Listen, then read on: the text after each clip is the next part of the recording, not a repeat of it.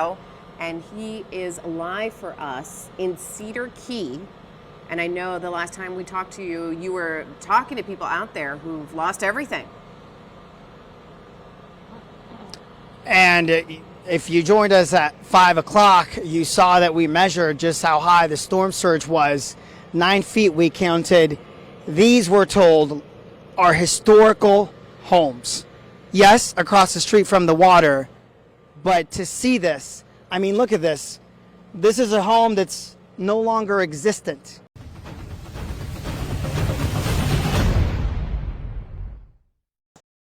Well, welcome back to the Mod Attic. This ain't gonna be a real fun one for me. Had a lot of people reach out. We are fine from the hurricane. We had limbs down, trees down, wind damage, you know, things like that, but our house is intact. Everything's good. We're alive.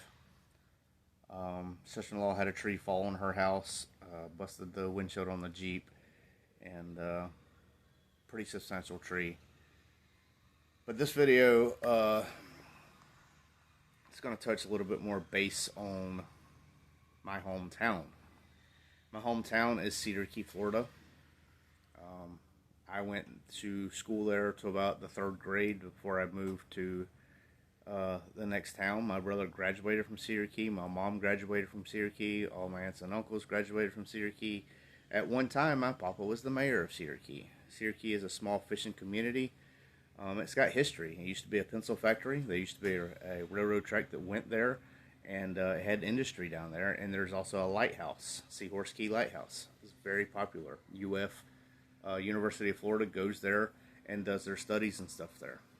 Stayed plenty of nights on that island with that lighthouse.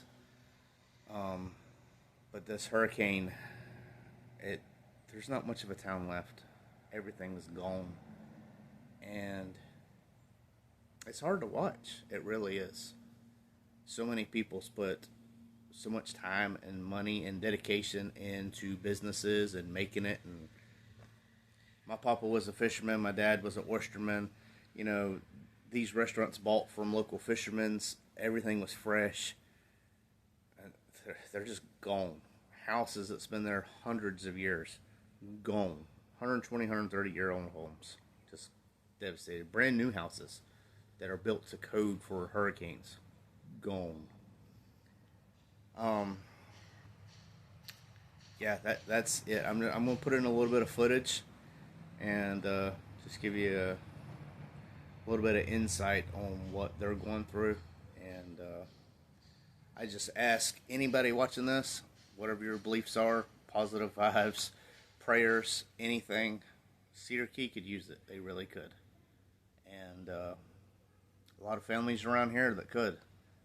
We got really lucky, but a lot of people did not.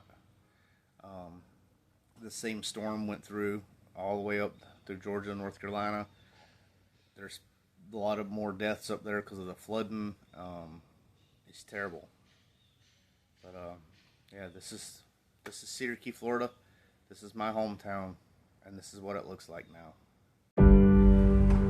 It's just total devastation. Every commercial building in town of consequence is just gone. I saw houses that had been destroyed. I saw places where houses had been 12 hours earlier and there was no sign of them at all, just completely gone in a bed of sand. There are stretches of road where you're used to seeing a familiar house, a house that's been there for maybe 160 years, and it's just missing. A lot of people dazed, not a lot of people, a very few people, but all of them dazed. And all of us just sort of wondering where our town had gone. This is our 3rd hurricane in 13 months.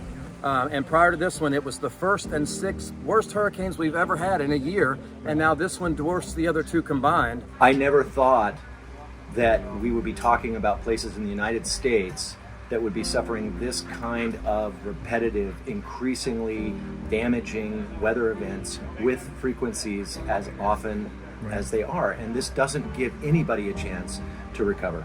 This is one of the last great bastions of blue-collar, old-world Florida. So the romantic in me wants to maybe think that some of the folks that think this is an ideal place to vacation will think otherwise, and we can get back to being a sleepy fishing village. I have felt everything from a desire to walk away from this island and never step foot on it ever again, to digging in as deep as my roots will allow me to stay.